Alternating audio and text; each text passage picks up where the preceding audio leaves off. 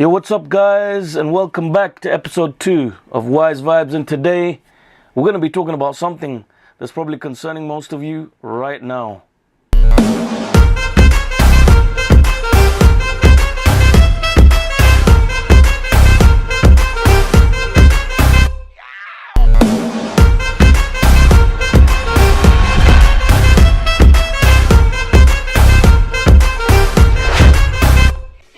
Welcome back folks for episode 2 of Wisevibes. Lovely to be here, lovely to have you here.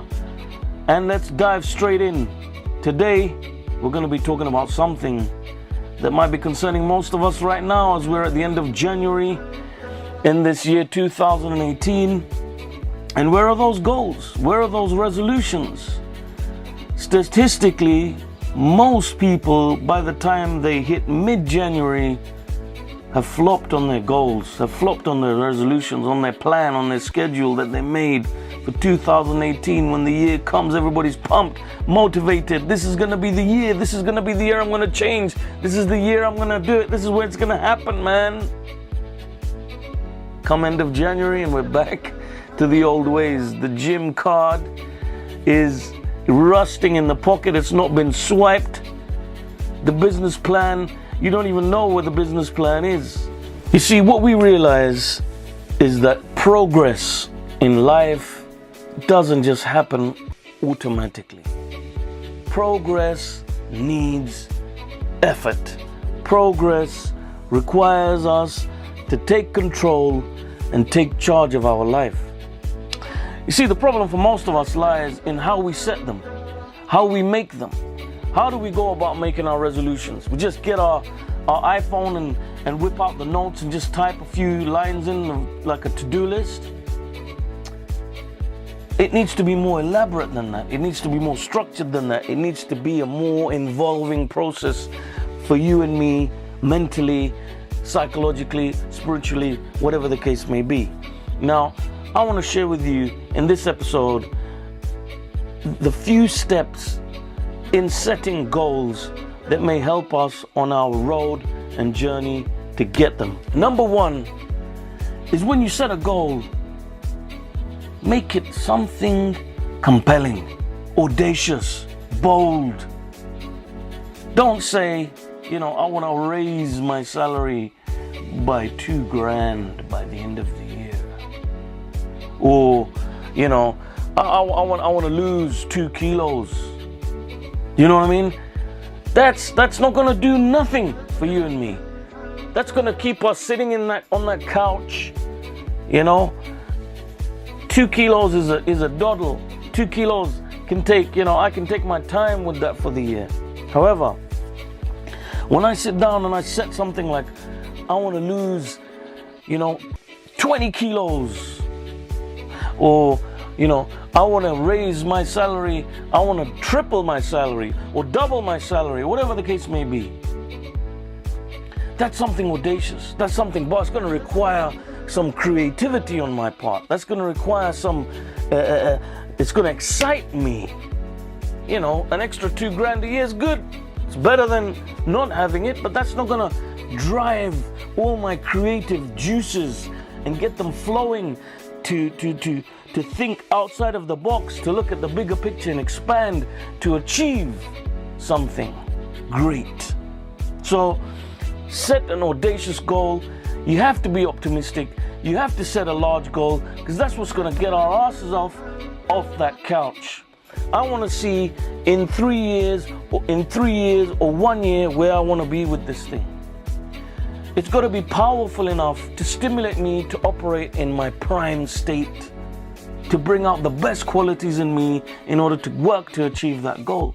So make it big and dream. Dream big. Number 2 is to set a time frame. Cap it. Put a deadline. We always work better to deadlines.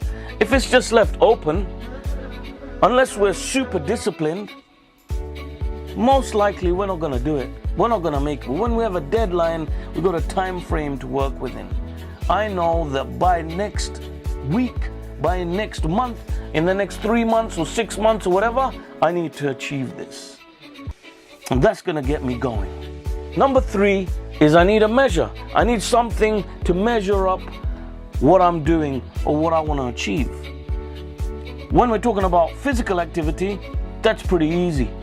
I need to raise my weight from X kilos to Y kilos. I need to, lower my waistline from 50 centimeters to 36. Whatever the case, whatever you have, whatever you're working on. If it's financial, we can set a figure.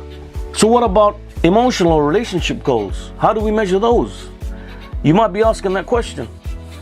Well, the best way in these kind of regards is to measure with regards to maybe activity. So for example, let's say I want to connect better with my parents. I don't really see them much. I see them once every 2 weeks.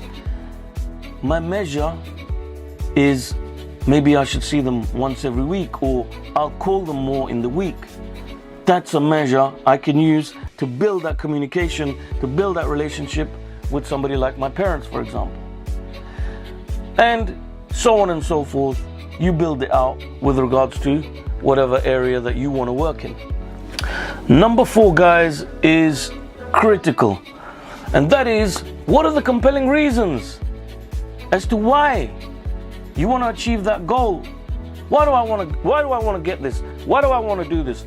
Why do I want to double my earnings or increase my salary or earn much more money, X amount of money per year? What is the reason? Maybe it's because I want to pay for my kids' education. Maybe it's because I want to buy a bigger house. Maybe it's because I want to travel more. Maybe it's because I want to drive that beautiful brand spanking new vehicle and enjoy the luxury and the comfort of the drive. Whatever the reason is, you need to know what your compelling reasons are. Number 5 are the benefits. What are the benefits of me achieving this goal? What are the benefits of me finding this goal, or whatever the case may be? Let's take losing weight for an example. Somebody who is overweight may be lacking in self-esteem, so they can say that if I lose weight, I will feel like $1 million, man. I will feel super confident. That's a big benefit. Maybe they'll say as a benefit, I'll be able to buy those clothes that I've not been able to wear over the last few years because of my weight, for example. So we need to know the benefits. This will also drive us to the destination. Number 6, guys, is the negative consequences. I have to know, what are the negative consequences of me not getting this goal? What happens if I don't make it? What happens if I don't get myself that new job? What happens if I don't get myself out of this social circle that is decaying my brain and ruining my life? What happens if I don't, take care of my diet more? What happens if I don't stop smoking? What happens if I don't, etc.? So think about the negative consequences of not achieving the goal.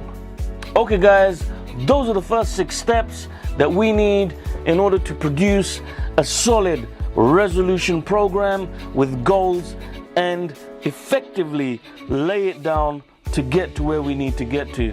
We said number 1, audacious goals. Number 2, a time frame. Number 3, a measure. Number 4, the compelling reasons. Number 5, the benefits. And number 6, what are the negative consequences?